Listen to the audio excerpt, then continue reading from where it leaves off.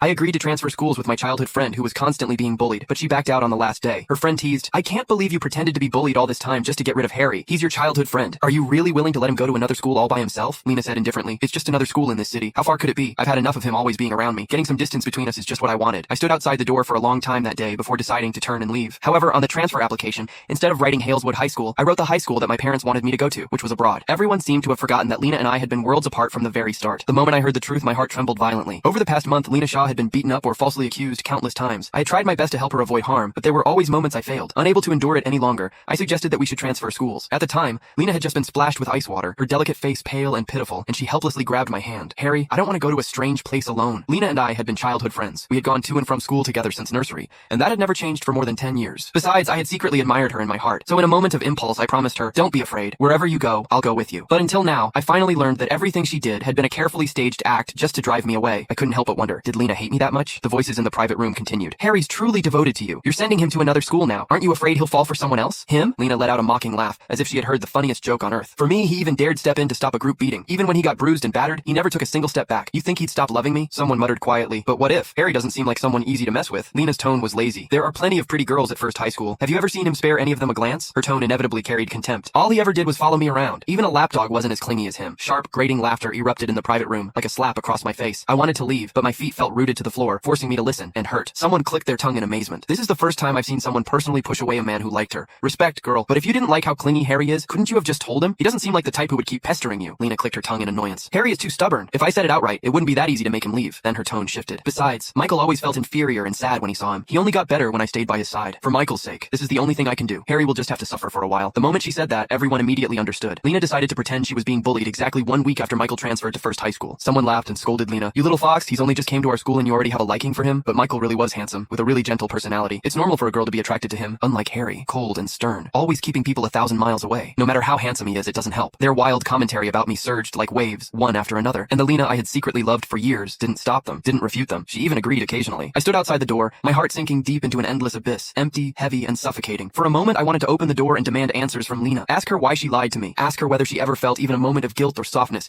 watching me get beaten while protecting her. Ask her if she ever thought about our more than 10 years of friendship before doing all this. But in the end, my mother's voice echoed in my ears. "Don't do unnecessary things. A person wouldn't change overnight." I turned around and left that private room. Thin, continuous pain registered belatedly. Originally, I would not have been so upset. I told myself it was just a betrayal by a friend, and that it was no big deal. But the line called friendship was the one Lena had chosen to cross first. The day we decided to transfer schools together, she pulled me to a bar to drink and celebrate our liberation. Ambiguous lights lingered around us, and I watched the person I had quietly liked for years and felt a little dazed. So when she leaned in and kissed me, I did not refuse. Affection suppressed for years had suddenly run wild in an instant. I could not contain myself and blurted out, "Lena, what are we now?"